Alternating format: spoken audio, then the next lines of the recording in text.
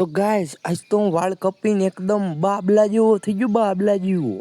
હા ને ભાઈ, પછી તો આવીને મેં 4-5 કિલો ભૂંગળા ખાઈ નાખ્યા. સાસ બહુ પીધી ને મને ખટાશ નડે છે. અરે પાડા, તારી જિંદગીમાં ધૂળ પડી ભલા માણા. તને સાસ જ પીવાનું હુજ્યું.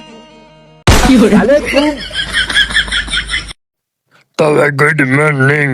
બુધવારની સવાર પડી ગઈ છે અને આપણે નીકળી ગયા પીકુ મારવા મોટરસાયકલ ના, કારણ કે ચાલુ થવામાં બહુ વાર લાગે. અને ચાલુ થયા ભેગો જો આવો નજારો હતો કાક બે ફાર્મ મસ્ત એકદમ.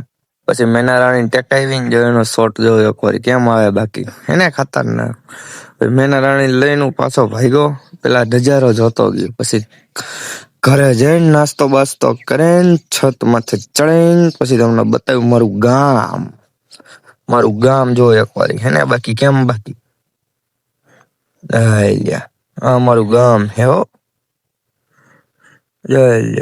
પછી હું પાછો આવ્યો.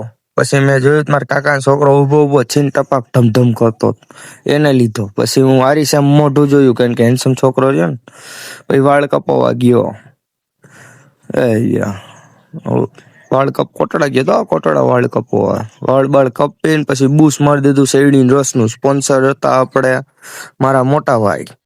પછી એને સ્પોન્સર લઈને વાળ જો કેવા કે હારા કે પણ. પછી જો આ વાળ કાપીને નાઈ ધોઈને કમ્પ્લીટ થઈને 50 રૂપિયા લઈને પછી લેવો 4-5 કિલો ભાગ. અને ભાગ ખાધો, બટેટા બાફવા મૂકી દીધા અને ખાવાનું બનાવવાનું છે. અને હું તમને મેળો ખાઈ પીને પછી નિરાઈ. તો હાલો બોલો બાય બાય. અને પછી ડોગેશભાઈ આવ્યો. ડોગેશભાઈ અરે ઘડીક વાર મટર કસ્તી કરીને કારો કૂતરો પછી ઘડીક વાર ડોગેશભાઈ અરે મટર કસ્તી કરીને અને આપડા હાંજ પડી ગઈ હતી. હાંજે જો આ હાંજ નો નજારો કેમ બાકી ઘટ્યા કઈ કાંઈ નો ઘટ્યા.